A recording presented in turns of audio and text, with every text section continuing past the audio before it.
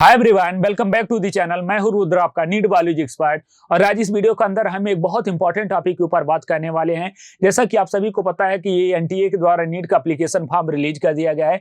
इस application form के अंदर बहुत सारे चेंजेज हैं, बहुत सारे नए सर्टिफिकेट के बारे में बताया गया है। आपका जो एग्जाम का पैटर्न होने वाला है उसके अंदर मार्क ब्रेकिंग सिस्टम है, अलग हुआ है। तो क्या क्या चीजें अलग हुई हैं, आपको कैसे एप्लीकेशन फॉर्म भरना है, कौन सी गलतियां नहीं करनी है, कब तक फॉर्म भरा जाएगा, सारी चीजों के बारे में डिटेल में बात करेंगे।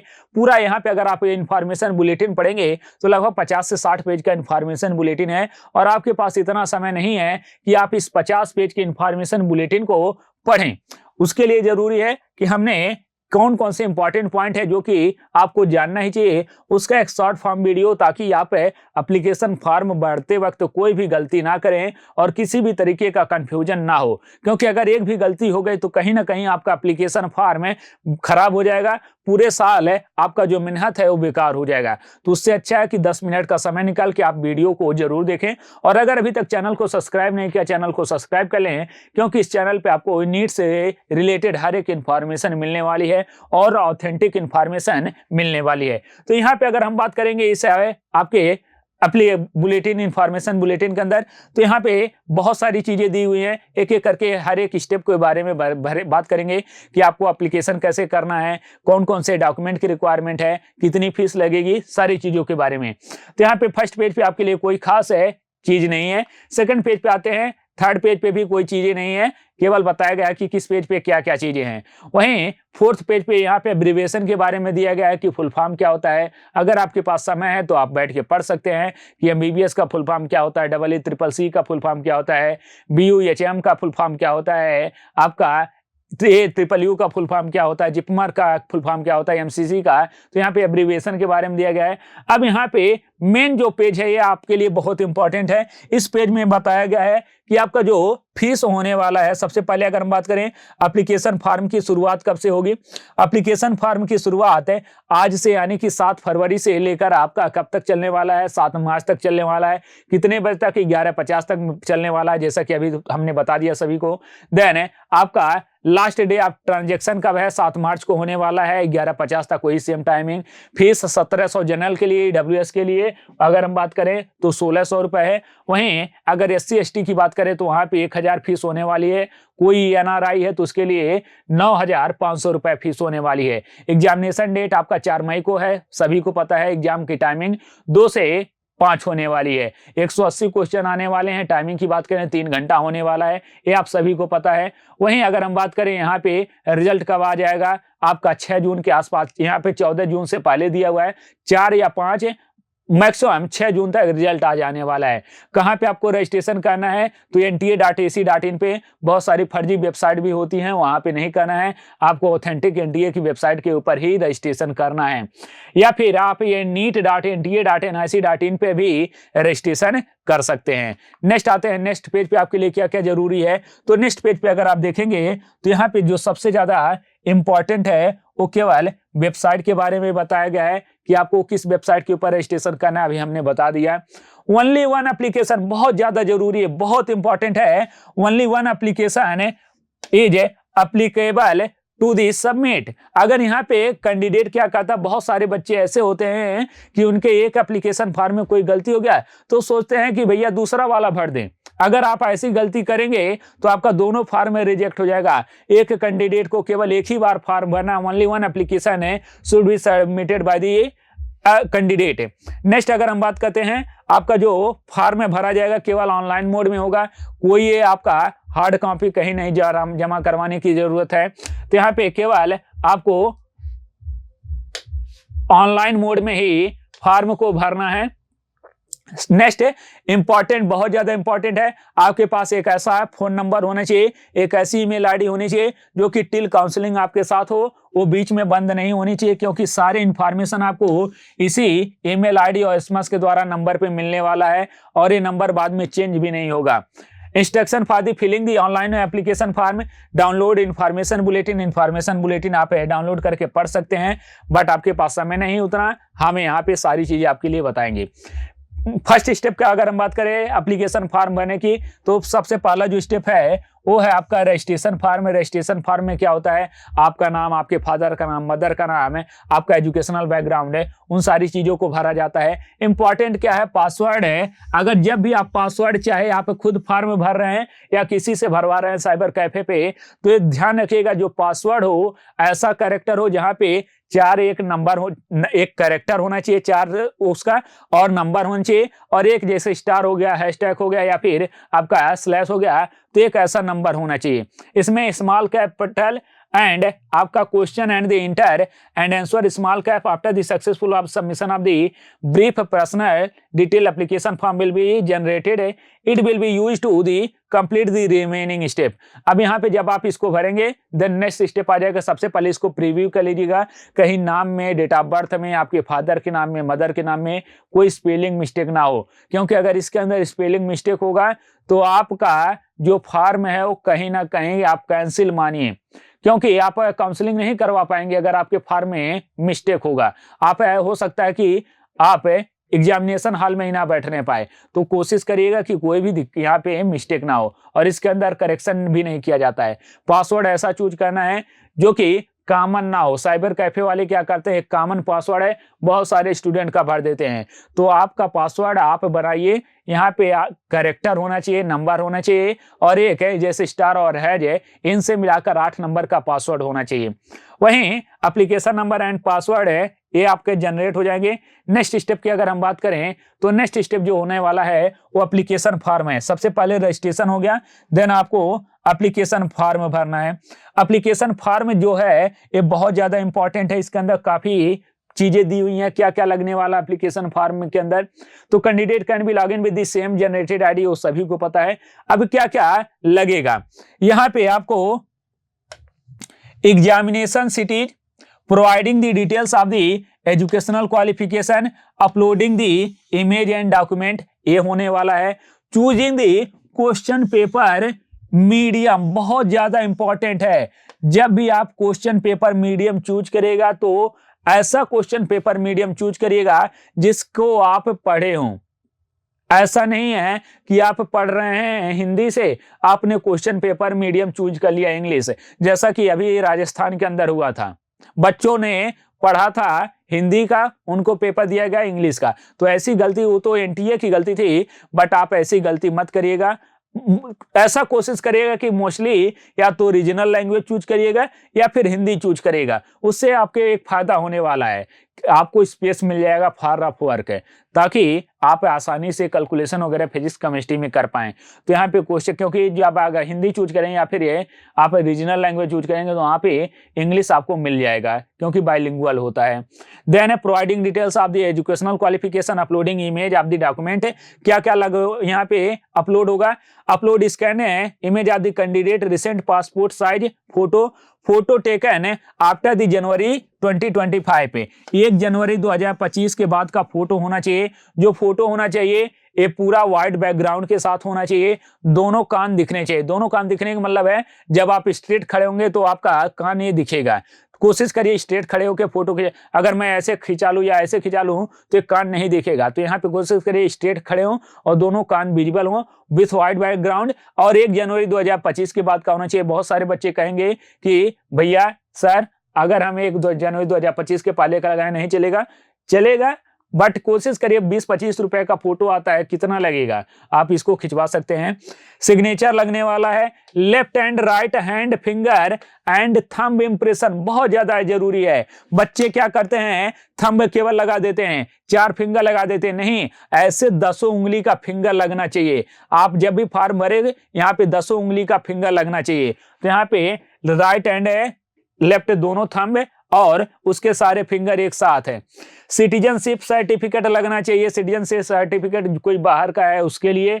एंड सोशल कैटेगरी सर्टिफिकेट है applied for the application. Class 10th marksheet लग रही है, आपका क्लास 10th पासिंग सर्टिफिकेट और इक्विवेलेंट सर्टिफिकेट। जैसे आपका बहुत सारे बोर्ड होते हैं जहाँ पे क्लास 10th का सर्टिफिकेट नहीं दिया जाता है, उसके जगह पे एक आपका क्लास 10th पासिंग सर्टिफिकेट और इक्विवेलेंट सर्टिफिकेट दे दिया जाता है, उसको लगाइए। सीजीपीए ग्रेड परसेंटेज लगाना पड़ेगा। अगर आप सीजीपीए में है तो सीजीपीए में, नहीं तो परसेंटेज में है परसेंटेज में। पीडब्ल्यूडी अगर है तो वो आप है पीडब्ल्यूडी का सर्टिफिकेट लगाना पड़ेगा। ये तो सर्टिफिकेट की बात हो गई, क्या क्या सर्टिफिकेट अपलोड होगा। The recent passport should be colour with the 80% face होना चाहिए। जो फोटो होना चाहिए उसमें 80% केवल आपका फेस का साइज होना चाहिए। A visible including the ear against the white background है, आपको ईयर विजिबल होने चाहिए। All image should be uploaded in the PDF JPG. ए जब भी आप फॉर्म भरेंगे तो वहां पे आपको दिख जाएगा कि किसे फाइल में अपलोड करना है, उसकी साइज कितनी होनी चाहिए। नेक्स्ट है, अगर हम बात करें पीडब्ल्यू सर्टिफिकेट है, आपका एड्रेस सर्टिफिकेट, ये सारी चीजें होनी चाहिए। नेक्स्ट है, यहाँ पे भी वही चीज कितने साइज में लगना है, कोई दिक्कत नहीं है। जब आप फॉर्म भरेंगे या किसी से भरवाएंगे तो वहां पे वो चीजें आ जाएंगी। Please check your photograph and signature submission of the application form. Important, अब ये वाली चीज आपके लिए इंपॉर्टेंट है कि जब भी आप एप्लीकेशन, पिछले साल बहुत सारे ऐसे बच्चे देखने को मिले थे जहां पे उन्होंने क्या किया, एप्लीकेशन फॉर्म भर दिया, साइबर कैफे पे एप्लीकेशन फॉर्म भरवा रहे थे, वहां पे भीड़ थी और एप्लीकेशन फॉर्म भरते भरते जो साइबर कैफे वाला था क्या किया, दूसरे का फोटो अपलोड कर दिया। उस समय भी आपने ध्यान नहीं दिया, लेकिन करेक्शन विंडो में वो चेंज नहीं होने वाला है। तो ऐसा ना हो, एप्लीकेशन फॉर्म भरते वक्त आप अपना ही फोटो नेम ये होना चाहिए। वहीं नेक्स्ट अगर हम बात करें, candidate upload only his our own latest taken after 1 जनवरी 2025। जो फोटो होना चाहिए वो लेटेस्ट होना चाहिए। The as facility of the correction will be not given in the future. किसके किसके अंदर है आपका करेक्शन की फैसिलिटी नहीं दी जाएगी। फोटोग्राफ के अंदर कोई करेक्शन नहीं होगा, सिग्नेचर के अंदर कोई करेक्शन नहीं होगा, right hand left hand thumb impression के अंदर कोई करेक्शन नहीं होगा, एंड यहाँ पे आपका नेम है के अंदर कोई करेक्शन नहीं होने वाला है। No correction will be given in the future. And अगर हम बात करें, CR ही है दी tempered his admit card result in these act of the candidate shall be rejected under the, यहाँ पे कोई इंपॉर्टेंट नहीं है। नेक्स्ट है फीस पेमेंट की, अगर हम बात करें तो फीस पेमेंट जो है आपके लिए वो ऑनलाइन मोड में ही होगा। डेबिट कार्ड, क्रेडिट कार्ड या फिर यूपीआई से भी आप फीस पेमेंट कर सकते हैं। कितनी फीस होने वाली, जनरल के लिए 1700 होने वाली है, ओबीसी के लिए 1600 होने वाली, SC ST के लिए आपका 1000 फीस होने वाली है। वहीं यहाँ पे नेक्स्ट अगर हम बात करें, इंपॉर्टेंट क्या है, all candidate must ensure that they have the provided correct email address. बहुत ज्यादा ईमेल जरूरी है, ईमेल एड्रेस है और मोबाइल नंबर करेक्ट होना चाहिए। अगर मोबाइल नंबर और ईमेल एड्रेस करेक्ट नहीं होगा तो आपका OTP नहीं जाएगा। जितने भी इंफॉर्मेशन है ड्यूरिंग काउंसलिंग होते हैं उस केवल आपका ईमेल के द्वारा किए जाते हैं, तो अगर नहीं आप सही डालेंगे तो आपका काउंसलिंग नहीं हो पाएगा। A copy of the confirmation page scanned OMR scan in it 2020 will be sent to the registered email address and candidate as well as parent guidance email address। जो भी डालेंगे उसके ऊपर आपका सेंड कर दिया जाएगा। Any request for the change in these particulars will be not considered NTA any under circumstances।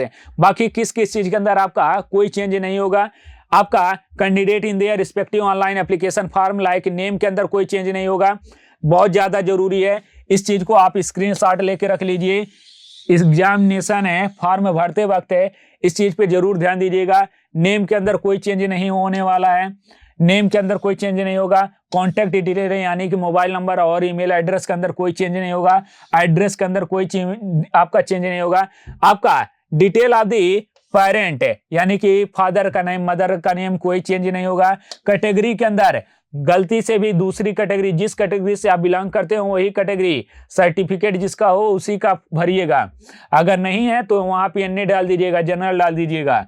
Educational qualification में कोई चेंज नहीं होगा कि आपने गलत नंबर भर दिया, गलत रोल नंबर भर दिया, काउंसलिंग के साथ टाइम दिक्कत आएगी।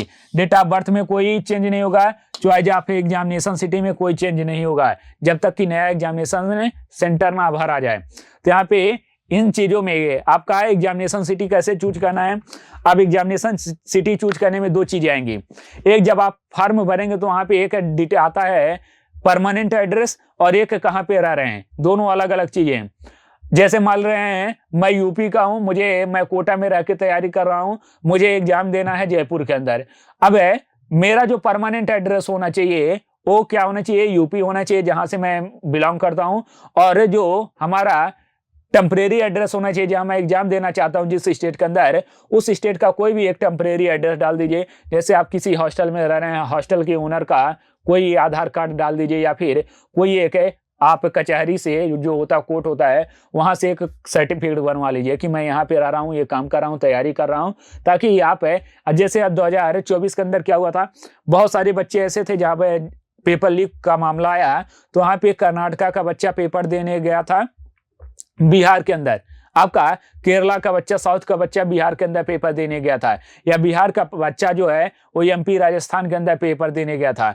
तो इस तरीके की दिक्कत ना हो, इससे बचने के लिए क्या किया है एनटीए ने, दोनों एड्रेस मांगा है। अगर आप बाहर पेपर देना चाहते हैं तो वहां का एक टेम्परेरी एड्रेस, और जहां के आप हैं वहां का परमानेंट एड्रेस डालिए। अब टेम्परेरी एड्रेस में आप कुछ भी ओनर, हॉस्टल ओनर का डाल सकते हैं, या किसी रिलेटिव के यहाँ रह रहे हैं उनका डाल सकते हैं कोई, या फिर आप कोई नहीं मिल रहा है आप जाइए कोर्ट से बनवा लीजिए, एक है 10 रुपए की स्टैंप पे, वो भी आप डाल सकते हैं।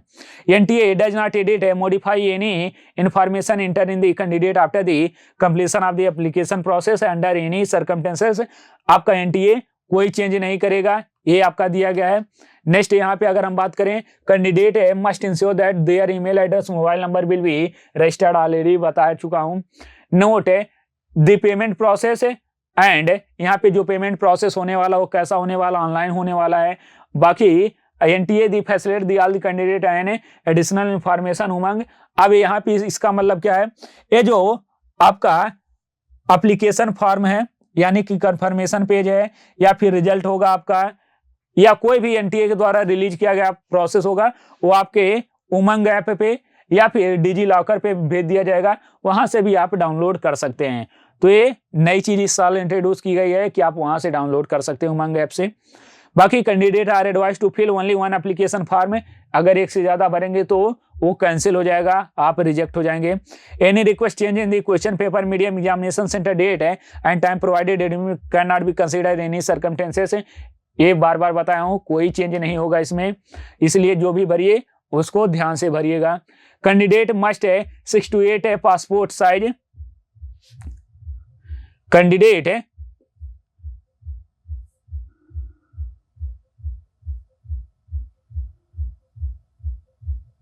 यहाँ पे candidate are advise to take 6 to 8 passport size colour photograph.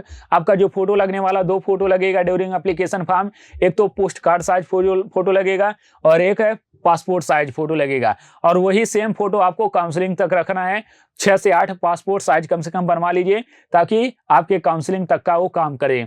बाकी कैंडिडेट कहाँ पे रजिस्टर करना, तो यहाँ पे वेबसाइट दिया हुआ है। Information about the respective candidate only the purpose of the information है, इसका कहीं पे यूज नहीं किया जाएगा। Candidate are advise to fill only one application form. बाकी कैंडिडेट पेज एडमिट कार्ड ये हो जाएगा। Candidate not allowed to carry any instrument geometry pencil. क्या क्या आपको ले जाना है, तो जो पहली बार एग्जाम दे रहे हैं हम उनको बता दें कि आपको केवल अपने साथ आधार कार्ड ले जाना है ड्यूरिंग एग्जामिनेशन हॉल। आपको ना तो पेन ले जाना है, ना कोई दूसरे इंस्ट्रूमेंट ले जाना है, ना आपको ज्योमेट्री बॉक्स ले जाना है, मोबाइल, आपको पेन ड्राइव या फिर कैलकुलेटर कुछ भी नहीं जाएगा एग्जामिनेशन हॉल में। एक केवल ट्रांसपेरेंट वाटर बॉटल जाएगा, आपका एडमिट कार्ड जाएगा, और आपका एक आइडेंटिटी प्रूफ लाइक आधार कार्ड या पेन ड्राइव, क्या नाम है, पैन कार्ड जाएगा। बस उसके अलावा कुछ भी अलाउ नहीं है ड्यूरिंग एग्जामिनेशन हॉल। बाकी यहाँ पे tempered in has admit card, score card, अगर कोई आप अपने एडमिट कार्ड के अंदर स्कोर कार्ड के अंदर टेम्पर करते हैं वो भी अलाउ नहीं होगा। Next, no correction facility given at any stage of the registration, extremely careful in the filling the application form, वो सारी चीजें आपको पता है। थंब इंप्रेशन वगैरह आप ही का होना चाहिए। नेक्स्ट अगर हम बात करें नेशनल एलिजिबिलिटी, यहाँ पे अबाउट द एनटीए के बारे में दिया हुआ है, कोई जरूरी नहीं है यहाँ पे कौन कौन सा एक्ट है, डिस्क्लेमर वगैरह एनटीए के बारे में। नेक्स्ट है टेस्ट पैटर्न। अच्छा, टेस्ट पैटर्न है आपको वो पता है सभी को। सिलेबस क्या होने वाला है, अगर हम बात करें सिलेबस की, तो सिलेबस जो होने वाला है आप सभी को पता है, फिजिक्स, केमिस्ट्री एंड बायोलॉजी होने वाला है। टेस्ट पैटर्न क्या होने वाला है, टोटल 180 क्वेश्चन आने वाले, 180 मिनट यानी 3 घंटे का समय, 45 फिजिक्स, 45 केमिस्ट्री एंड 90 बायोलॉजी। यहाँ पे टोटल एमसीक्यू क्वेश्चन होने वाले, पेपर आपका 2 से 5 होने वाला है। इंपॉर्टेंट पॉइंट है, आंसर की correct answer or most appropriate answer 4 marks और इनकरेक्ट के लिए -1 मार्क एप्लीकेबल है। नेक्स्ट आपके लिए इफ है मोर देन वन ऑप्शन बहुत ज्यादा जरूरी है। एक चीज इस साल नई आपके लिए बनाई गई है, टाइप ब्रेकिंग रूल जो कहते हैं। ये टाइप ब्रेकिंग रूल है जो आप इस साल इसको रिवाइज किया गया है, नए तरीके से इंट्रोड्यूस किया गया है। क्या क्या इसके अंदर चेंज है ये जान लीजिए, बहुत ज्यादा जरूरी है क्योंकि इससे बच्चों के अंदर बहुत ज्यादा कंफ्यूजन होता है और बच्चे गलत करके 2024 में देखने को मिला है। बहुत ज्यादा जरूरी है type breaking rule. Type breaking rule आपको जानना है, बहुत ज्यादा जरूरी है। सबसे पहला if more than one option is found to be correct then 4 mark will be awarded to the those who only mark the correct option. क्या कह रहा है, अगर कोई क्वेश्चन है उसमें एक से ज्यादा आंसर करेक्ट है, एक से ज्यादा आंसर करेक्ट है तो 4 नंबर केवल उन्हीं बच्चे को दिया जाएगा जिन्होंने करेक्ट आंसर चूज किया है। जैसे मान रहे हैं कोई एक क्वेश्चन है उसमें पहला ऑप्शन ए या और चौथा ऑप्शन डी करेक्ट है, तो जो बच्चा ए चूज किया होगा या तो डी चूज किया होगा केवल उसी बच्चे को 4 मार्क दिया जाएगा। अगर किसी बच्चे ने सी मार्क से चूज किया, सी वाला ऑप्शन चूज किया या बी वाला चूज किया तो उसको कोई मार्क्स नहीं दिया जाएगा, उसका -1 होगा। सेकंड बहुत ज्यादा इंपॉर्टेंट है, if all option are found to be correct then 4 mark will be awarded to the all those who have attempted the question। अच्छा पहले में भी ये होगा, जिन बच्चों ने क्वेश्चन को अटेम्प्ट किया हो और सही आंसर सही ऑप्शन को करेक्ट किया हो केवल उन्हीं को मिलेगा। अगर चारों ऑप्शन मान ले रहे हैं करेक्ट है, कोई ऑप्शन है क्वेश्चन आपने किया उसमें चारों ऑप्शन करेक्ट हैं तो आपको 4 नंबर मिलेगा, लेकिन तब जब आपने क्वेश्चन अटेम्प्ट किया होगा। अगर आपने क्वेश्चन अटेम्प्ट नहीं किया तो आपको कोई नंबर नहीं दिया जाएगा। ये आपका न्यू टाइप ब्रेकिंग रूल है, इस साल 2024 के अंदर इंट्रोड्यूस किया गया, इंपॉर्टेंट है। इफ है none of the option is found correct और द क्वेश्चन इज फाउंड है टू बी रॉन्ग। अब ये वाला जो ऑप्शन है ये किसके लिए है, अगर क्वेश्चन चारों ऑप्शन है गलत है, कोई ऑप्शन उसमें नहीं सही है या फिर आपका जो क्वेश्चन है वही गलत है, तो उस केस में क्या होगा, जिसको हम बोनस मार्क्स कहते हैं, तब सभी बच्चों को 4 नंबर दिया जाएगा। तो ये टाइप ब्रेकिंग रूल न्यू है 2025 के अंदर। मोड ऑफ एग्जामिनेशन की अगर हम बात करें तो कैसा होगा, ऑफलाइन मोड में होने वाला है। मोड ऑफ एग्जामिनेशन आपका ऑफलाइन मोड में होने वाला है। ड्यूरेशन ऑफ टेस्ट वगैरह आप सभी को पता है, कोई भी इसमें न्यू नहीं है। बाकी अगर हम बात करें लैंग्वेज की तो टोटल 13 लैंग्वेज में होने वाले हैं। अगर आप इंग्लिश पढ़ते हैं तो केवल इंग्लिश आएगा, अगर कोई रीजनल लैंग्वेज पढ़ते हैं तो रीजनल लैंग्वेज के साथ साथ क्या आएगा, आपका इंग्लिश आने वाला है। ये आपका पेपर का लैंग्वेज होने वाला है। बाकी यहाँ पे कौन कौन सा है, जैसे अगर हम बात करें क्वेश्चन में पेपर मीडियम की इंग्लिश में रखेंगे तो एग्जामिनेशन से आपका क्या होगा, केवल इंग्लिश में होगा। अगर आपका question paper medium English and Hindi में है, आगल एग्जामिनेशन सेंटर इन इंडिया। वहीं अगर आप किस में भरते हैं, इंग्लिश में, हिंदी में या फिर मलयालम में, तो आपका एग्जामिनेशन सेंटर कहाँ कहाँ हो सकता है, आप केरला या लक्षद्वीप में ही भर सकते हैं, दूसरे जगह पे आपको नहीं मिलेगा। अगर आप पंजाबी में भरते हैं तो पंजाबी में कहाँ कहाँ होगा, पंजाबी के लिए बहुत सारे ऑप्शन हैं। वहीं अगर तमिल में भरते हैं तो तमिल के लिए क्या क्या होगा, तमिलनाडु, पांडुचेरी, आंध्र एंड निकोबार। मतलब जो रीजनल लैंग्वेज है तो वहाँ जो पेपर होगा वो केवल एक पर्टिकुलर स्टेट के अंदर होगा। बाकी हिंदी इंग्लिश के लिए पूरे भारत के लिए एप्लीकेबल है। बाकी अगर हम बात करें यहाँ पे cities of the exam centre है, तो एग्जाम सेंटर में क्या भरना है, अभी थोड़े पहले मैंने ही बताया था कि स्टेट है ऑफ द परमानेंट एड्रेस, जहाँ के आप हैं वहाँ का परमानेंट एड्रेस होना चाहिए, साथ में आप प्रेजेंट एड्रेस कहाँ पे रह रहे हैं उसके भरना है। जैसे अभी बताया कि मैं राजस्थान में पेपर देना चाहता हूँ तो मुझे राजस्थान का एक टेम्परेरी एड्रेस भरना पड़ेगा, अब वो किसी का भी हो सकता है। बाकी यहाँ पे इस पेज पे और कोई खास नहीं है। Thus every effort to make the center of 1 2 cities selected by the candidate NTA reverse the right to allot the center city then the candidate choice।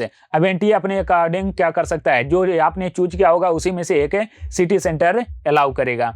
बाकी candidate of the general born on the date of birth, जैसा कि criteria अगर हम बात करें तो criteria क्या होगा, आपका एज 17 साल होना चाहिए। कब से कब तक है? 31/12/2000 है आपका जो डेट ऑफ बर्थ होना चाहिए, 31/12/2008 के बाद का होना चाहिए। आप दे सकते हैं, कोई दिक्कत नहीं है, अपर एज लिमिट नहीं है। बाकी eligibility for the OCI and card holder, ये आपके लिए नहीं है। वहीं अगर हम बात करें application for UT JK and Ladakh के लिए क्या है, जेके एंड लद्दाख के लिए 15% ऑल इंडिया कोटा होता है। जब काउंसलिंग वाला होगा उसके लिए आपको सर्टिफिकेट देना पड़ेगा।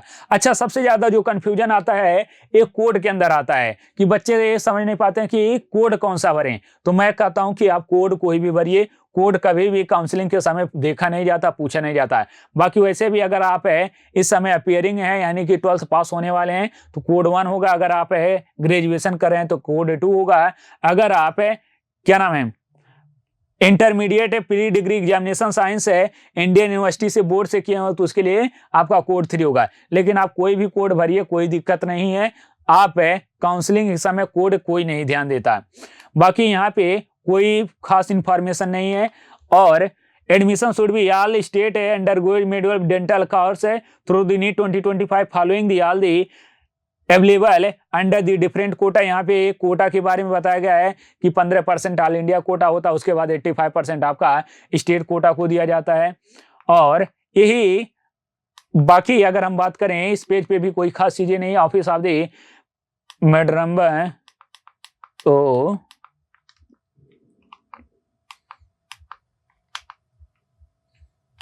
NRI के लिए पासपोर्ट नंबर वगैरह है। देन है रजिस्ट्रेशन पेज,